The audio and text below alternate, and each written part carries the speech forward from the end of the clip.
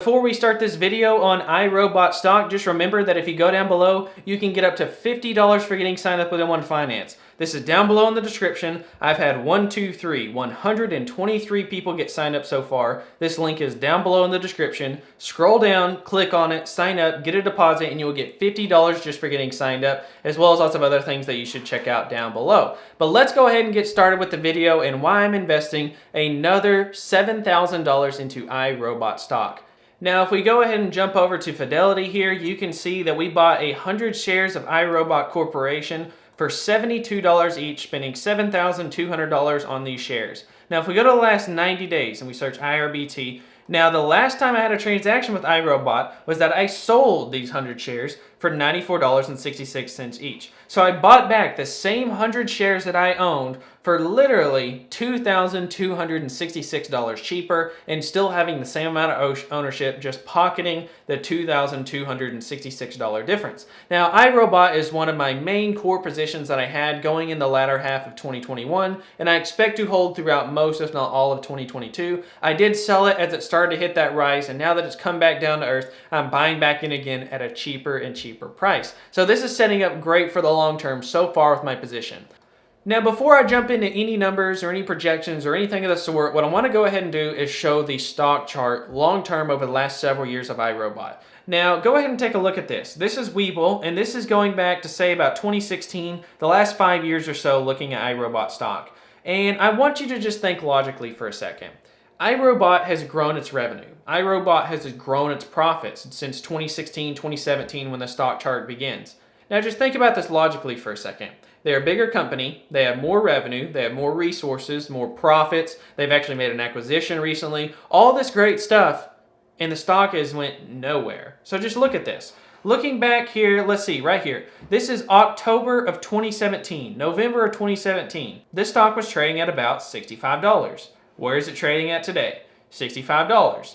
Going back to 2018, 2019 levels, this stock ranged anywhere from about $80 to about $120. Today it's at $65. The only time we saw prices lower than this really over the last 5 years was during the pandemic when things just were in a free fall, when it bottomed all the way out at $32 a share. Now, even looking over the last year or so, if we zoom in here, throughout mid-2020, the summer of 2020, it traded in the 60s, the 70s, the 80s, and then even all the way in 2021. Most of this summer, throughout the mid part of the year, it traded in the $80 to $100 range, and now we're at the lowest point we've seen pretty much all year as people tax loss harvest and sell off the stock in a major way. We had the huge earnings run up when they announced, and they originally about $80 a share on that announcement, and they shot up to almost $100, and since then it has just been a straight line down. I sold my shares on this run up at $94.66, so I sold about right here where my mouse is at on that line, and then since then it's went down and down and down, and then I bought back in at 72, which was right here. Now, let's talk about the earnings and let's talk about the revenue growth of this company. Let's look at the last couple of years, and this does not factor in COVID. This does not factor in the 2020 numbers. This is the last couple of years looking from 2016 to 2019, and this is GAAP reported revenue and earnings. Now, revenue growth year over year over year over year. Operating income, growth. Earnings per share, growth. Net income, growth. Across the board, this company's metrics, its financial metrics are trending in the upwards position. Now, if we look so far in 2021, this shows you what it looks like year over year. From 2017, they had 65,000 connected customers. And then in 2018, they had 2.3 million. The next year in 2019, they had 5.3 million. They increased that massively in 2020 due to the shutdowns and COVID lockdowns. They put that number from 5.3 million up to 9.7, and so far year to date, as of the first 9 months of 2021, which keep in mind they still have 3 months left of growth not factored in, so far they've increased that number almost 3 million customers to 12.5 million customers so far. That is incredible growth. Now, they did just have another acquisition, which I believe, if I'm pronouncing it correctly, is Aris. But anyways, these are very high-end air purification products. This is going to further diversify their revenue stream. Now, the main thing here is I'm not sure how profitable this business is going to be. But one thing that's important is that if we take a look at this, it says right here what I highlighted. It says Aris currently employs over 30 people, all of whom are expected to join iRobot. Financial terms of the transaction were not disclosed. Although, right here, this is key. Although iRobot anticipates that Aris business will be modestly dilutive, meaning it's negative to shareholders throughout the full 2022 earnings, the company expects that accelerated revenue growth during the second half of 2020 will deliver improved operating profitability and that this transaction will be accretive, meaning positive to the company's full year 2023 earnings. So basically what this means is that in the short term, this company is going to spend a lot of money ramping this business up, acquiring the business. They spent $72 million, by the way. Spending the $72 million and all this mishap of trying to get the business running will happen over the next 6 months or so. But in the later half of 2022, and especially the beginning and full year of 2023, is when shareholders are really going to start to see the benefit of this. They were starting to build a really large cash pile, and I'm glad they put some of this cash to use. This will definitely boost up those revenue numbers and hopefully the profitability numbers as well. Now, furthermore, I wanted to talk about the long-term models, and we'll go back to this here in a minute.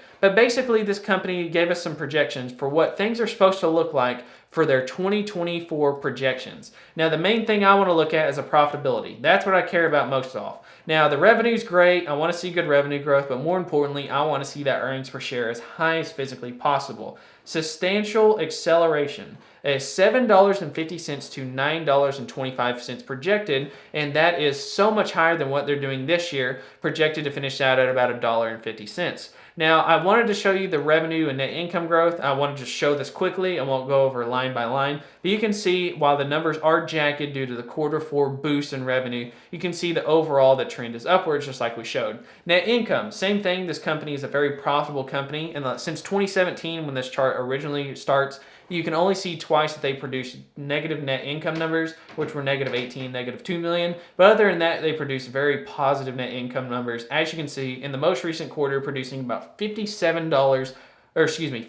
million is what I should say. $57 million worth of bottom line net income. And the profit margins, typically, if you ignore COVID numbers, which skewed these numbers all over the place, you can see that typically they range from about 5 to 10% profit margin, about 6, 7, 8% on average. Now, the thing I wanted to do real quick is look at the revenue estimates for 2021, 2022, and 2023, and the earnings per share is expected to ramp big time.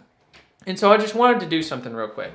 I wanted to run projections for what I think this company could do in terms of its earnings, okay? Because right now there's all types of things weighing it down, including supply chain issues, semiconductor shortages, and all types of boring, not so great stuff like that. But long term, when those issues go away and this new acquisition starts producing real profits, I think profitability is going to come in a big, big way. So let's take the projected revenue for 2023, which is $2.02 billion. What we'll do is we'll just take $2 billion and we'll times that by 0.07. So 7% of that. The 7% number that I'm using is the estimated profit margin based on where this company was at in 2018, 2019, before the pandemic messed these numbers all up. So if we just use an average of say 7%, that means based off of that $2 billion in revenue roughly, they would have about $140 million in long-term net income year over year. Now if you take $140 million, divide by the shares outstanding, which is 27 million, so if you take 140 divided by 27, we would look at earnings per share at $5.18. Now let's do the same thing, but let's project really conservative profit margins. Now on the lower end of these averages is about 5%. So let's just use that, okay, as an example. 2 times 0.05, and if you take that number, you have about 100 million. If you take 100 million divided by the shares outstanding, you're looking at about an earnings per share of 3.7. So we take 3.7 divided by, what was the number? It was a little over 5, I think 5.1. You're looking at an average, I didn't do that correctly. 3.7 plus 5.1 divided by 2, you're looking at an average of about 4.4. So if we take our conservative estimates, you can see that that is still below what analysts are projecting, and I think that's a pretty safe estimate. So if we take 4.4 and we give a reasonable forward PE, and we say that this company trades at 20 times its earnings, then that means that based off of 2023 projected forward earnings, then at a conservative level, this company should be doing at least $88 per share if it is able to hold a valuation of at least a 20 forward PE next year. If that's the case, I bought this company at 72 a share, and you take 82 divided by 72, or excuse me, 88 divided by 72, that is a 22% gain year over year. Now, I know I just shot a lot of numbers at you, and I know that that was really crazy if you guys are involved with a lot of profit margins, net incomes, earnings per share, all that good stuff. But long story short, I'm looking at some of the things that I look at in regards to what the chances of me are with making money at this company. If people are valuing this company at a 20 forward PE, then I'm very likely to make a good gain. Even if this company's valued at say like a 15, 16, 17 forward PE, then I'm probably still going to be in the green if this company is able to sustain its long-term goals. Which remember, based off of 2024 earnings, which is right here, 750 to 925 in 2024, the year after. Now, even if they even come anywhere close to this number, in 2024, this would be a huge profit machine and likely a significantly higher stock price.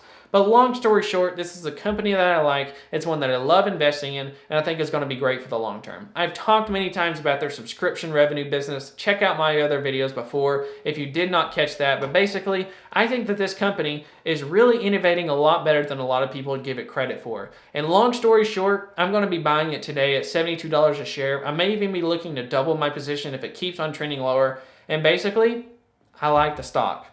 Check out down below in the description, $50 for getting signed up with One Finance. We have 123 referrals so far. Thank you guys so much for signing up. And thank you for taking part in getting a free $50 bill. Thank you guys so much for watching. I appreciate you for watching this video. Subscribe down below if you haven't already, and I'll catch you guys next time.